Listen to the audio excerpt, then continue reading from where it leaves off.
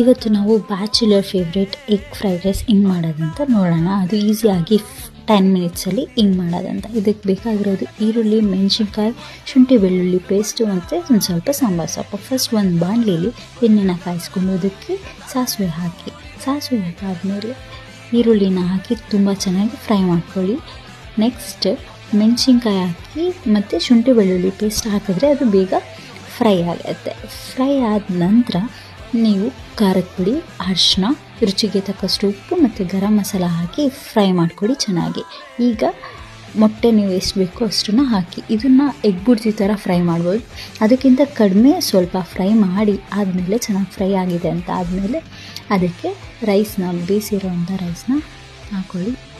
ಕೊಟ್ಟು ತುಂಬ ಚೆನ್ನಾಗಿ ಅದನ್ನು ಕಲಿಸ್ಕೊಂಡು ಆದ ನಂತರ ಅದ್ರ ಮೇಲೆ ಸ್ವಲ್ಪ ಸಾಂಬಾರು ಸೊಪ್ಪು ಮೇಲೆ ಉದುರಿಸ್ಕೊಂಡ್ರೆ ಈಸಿಯಾಗಿ ಆರಾಮಾಗಿ ಮನೇಲಿ 10 ನಿಮಿಷದಲ್ಲಿ ಮಾಡೋ ಎಗ್ ಫ್ರೈಡ್ ರೈಸ್ ರೆಡಿ.